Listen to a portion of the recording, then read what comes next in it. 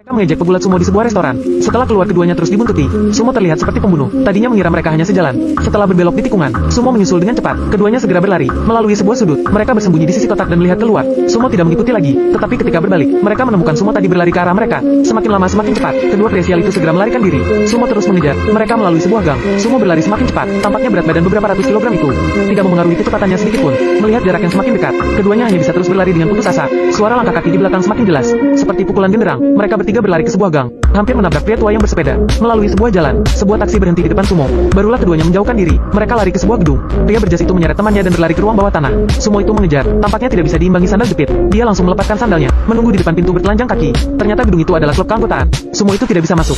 Setelah 2 jam, mereka berjalan keluar gerbang. Tak, astaga, Sumo itu belum pergi. Bagaimana dia bisa begitu gigih? Sumo bahkan melakukan latihan peregangan di seberang. Dengan hentakan kakinya, gunung dan tanah pun berguncang. Sumo berbalik, kebetulan melihat 2 orang itu keluar. Tanpa mengucapkan sepatah kata pun, dia bergegas mendekat. Keduanya tidak sempat tersadar, dan langsung melarikan diri ke koridor. Sepertinya karena telah melepas sandal, Sumo semakin cepat. Pengejaran telah berlangsung dari siang hingga malam. Sumo masih tidak berniat melepaskan mereka. Jarak antara kucing dan tikus semakin dekat. Keduanya hampir tidak bisa berlari lagi. Sementara ekspresi Sumo masih tidak berubah dan detak jantungnya masih stabil. Jalan lurus tidak bisa menyelamatkan mereka. Mereka pun mengambil jalan sudut. Keduanya memasuki gang lagi. Sumo tidak terlalu fleksibel, sehingga memperlambatnya. Keduanya bergerak di gang-gang yang rumit, perlahan menjauh. Saat berbelok, Sumo terlambat untuk mengerem. Dia menabrak tangki ikan di pinggir jalan. Pria berjas itu juga goyah. Dia tersandung sepeda di pinggir jalan. Pengejaran dimulai kembali. Sumo bergegas mengejar keduanya dengan marah. Keduanya tidak punya pilihan selain melarikan diri sekuat tenaga melalui celah antara 2 bangunan. 2 pria kurus itu masuk ke celah sempit. Sumo jelas keluar tidak bisa masuk. Pria berkemeja kotak mengajukan pertanyaan. Kak, kenapa kau sangat membenci orang gemuk? Itu bukan urusanmu. Keduanya menoleh. Sumo telah mendekat, mencoba masuk ke dalam celah.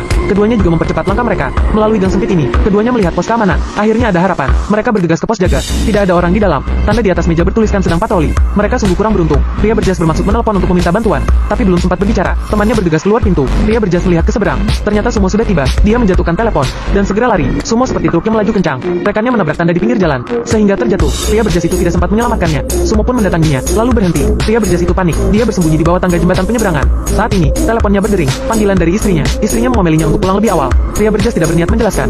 Dia menutup telepon dengan tidak sabar.